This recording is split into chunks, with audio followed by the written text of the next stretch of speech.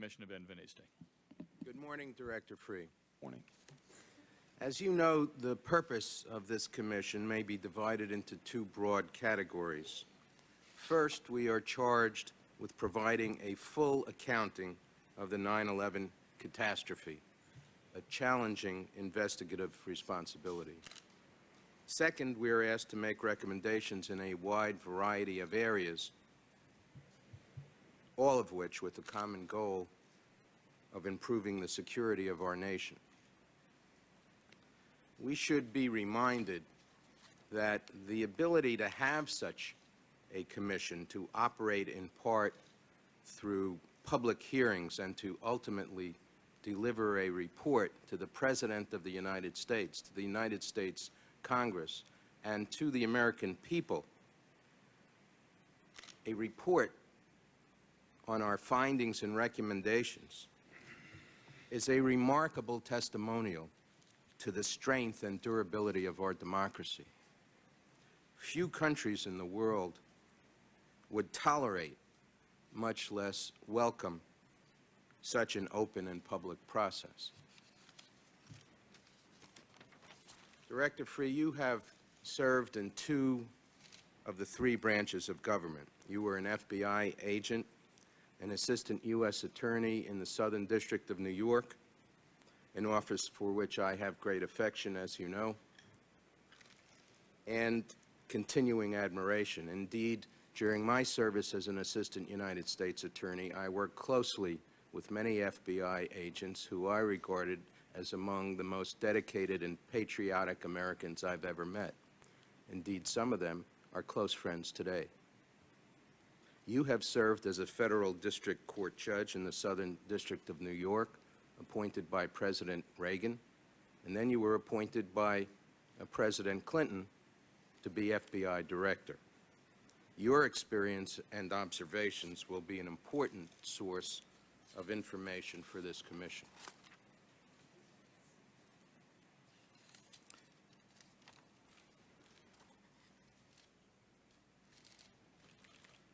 You have re-emphasized this morning the fact that the New York office of the FBI, which was led by James Kallstrom, and then Barry Maughan and John O'Neill, particularly focused on the al-Qaeda terrorist threat.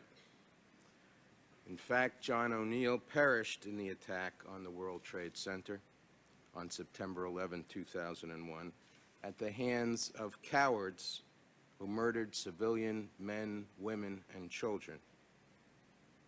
People whom John O'Neill had hunted with a determination that sometimes bordered on an obsession.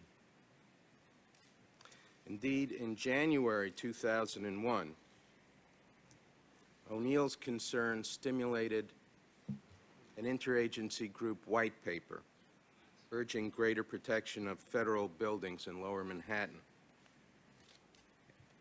And that white paper noted that Osama bin Laden, his al-Qaeda organization, and affiliated extremist groups currently pose a clear and immediate threat to U.S. interests. Do you recall discussions with John O'Neill about the threats from al-Qaeda or others that might occur within the United States? Yes, I do, and particularly in that time frame. If you recall, the trial was actually starting in January of 2001. It went through May. This was the trial of the 4 subjects in custody for the East African bombings. So the New York office, as well as headquarters and myself, were intensely concerned about the security for that trial. If any of you saw the courthouse during the period of that trial, there was cement trucks, streets closed, because we were focused on a domestic attack in the United States by the co-conspirator in that case, indicted but a fugitive, Osama bin Laden. Let me ask you this. You have talked this morning and in your submitted statement and previously about your efforts to increase the counterterrorism budget efforts that were not accepted by the Congress of the United States in allocating more funds for you. But can you tell us whether it was possible within the FBI structure to reallocate resources within a particular field office or in general? Perhaps using, as an example, James Kallstrom, the former head of the New York office of the FBI, who unilaterally shifted resources to counterterrorism from other areas. I believe you have told us in staff meetings that Jim Kallstrom had half of his criminal division working on counterterrorism, pulling agents away from such traditional investigative efforts as bank robberies, drug investigations, the type of investigations which can overlap with other federal agencies or with state and local operations. Did Kallstrom's sort of entrepreneurial decision on his own, recognizing the terrorist threat, to make those reallocations trouble you? Well, no, since I concurred in it. I wouldn't call it an entrepreneurial decision at all. I mean, when we needed to put 400 FBI agents in East Africa in August of 1998, we put them there. Now, they weren't allocated in our congressional funding stream as counterterrorism agents, but we sent them there because we needed them there. For years in the New York office, the term is overburned, the number of agents working counterterrorism cases. Now, there were only 3 squads that were full-time assigned to bin Laden cases and al-Qaeda investigations. But when we had a trial or we had an emergency, like we were preparing for the 50th anniversary of the UN or the NATO meeting, or the Pope was coming to New York, we would, of course, allocate hundreds and hundreds of agents who were not authorized budgetarily to perform counterterrorism assignments to that job. So that was something we did continuously. There was never a case, Mr. Ben-Veniste, anywhere in the Bureau that I was aware of where we could not assign agents in an emergency or in the threat of danger to help prevent that. But the reality is, in terms of our congressional budget, they were not then authorized to be working the matters they were working.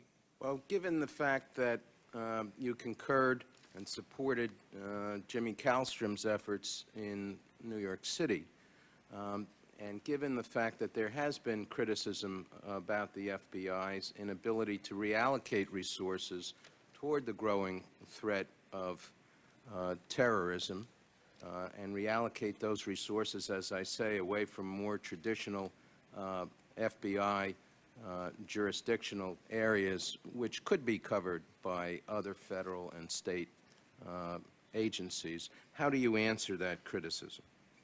Well, I think I would address it by saying 2 things. One, you know, the positions that are authorized by the Congress and audited by their committees as well as GAO have to be allocated to the program areas where they're funded to.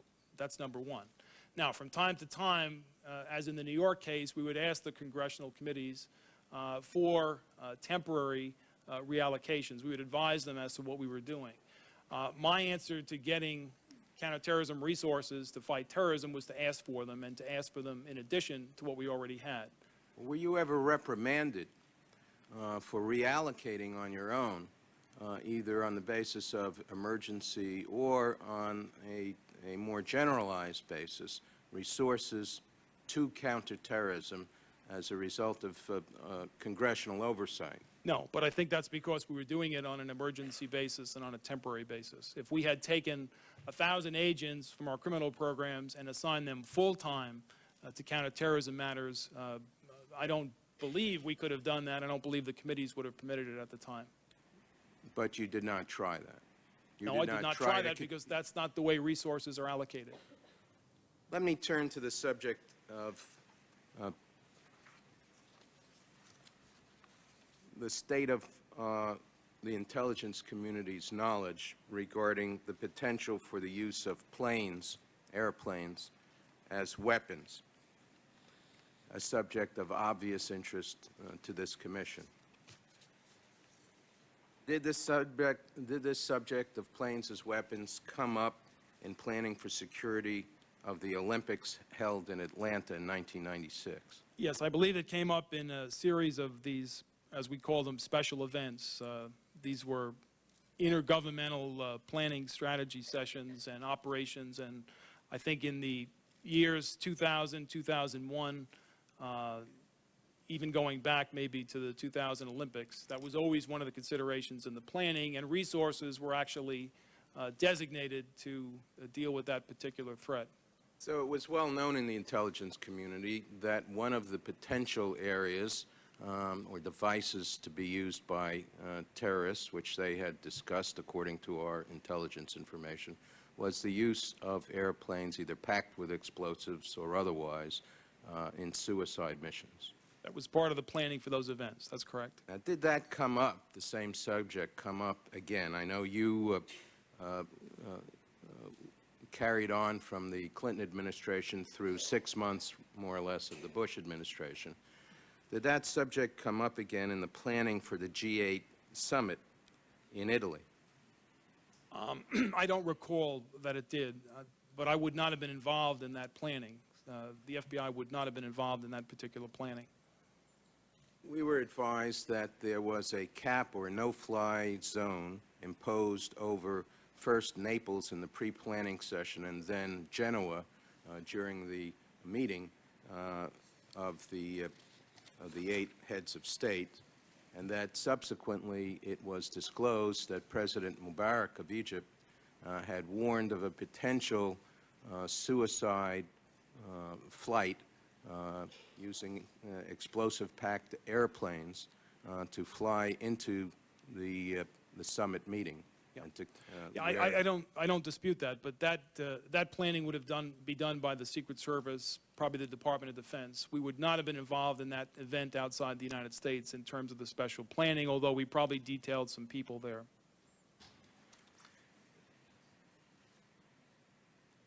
Let me ask you this. To your knowledge, coming back to the United States, was the intelligence information accumulated by the year 2001 regarding various plots, real or otherwise, to crash planes using suicide pilots, integrated into any air defense plan for protecting the homeland, and particularly our nation's capital? I'm not aware of such a plan. Can you explain why it was, given the fact that we knew this information, and given the fact that, as we know now, our air defense system on 9/11 was looking outward in a Cold War posture rather than inward in a protective posture, that we didn't have such a plan? Was that a failure of the Clinton administration? Was that a failure of the Bush administration, given all of the information that we had accumulated at that time? Well, I mean, I don't know that I would characterize it as a failure by either administration. I know, by that time, there were air defense systems with respect to the White House.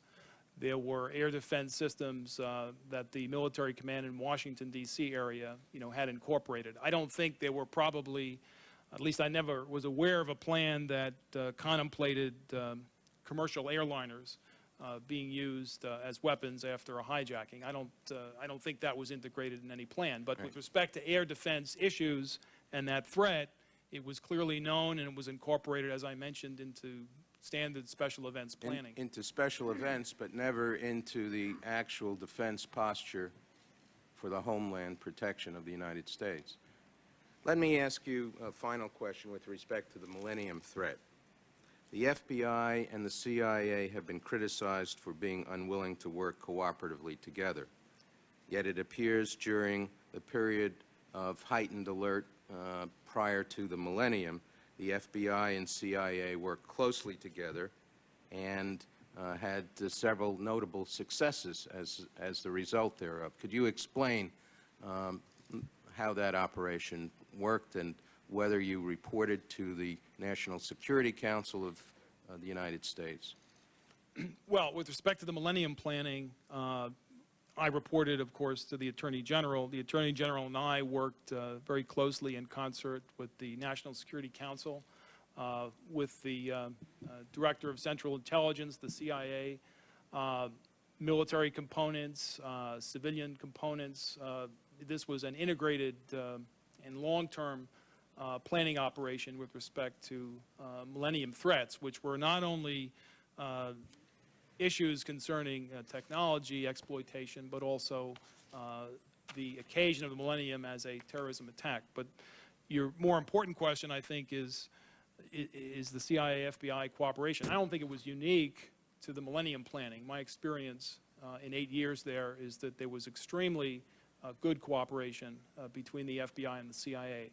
And that goes back to matters such as the Cole bombing, the East African embassy bombings cases.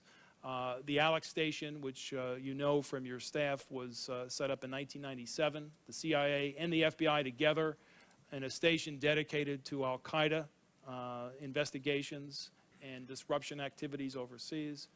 FBI agents would regularly accompany CIA officers overseas to exploit al-Qaeda cells and disrupt them.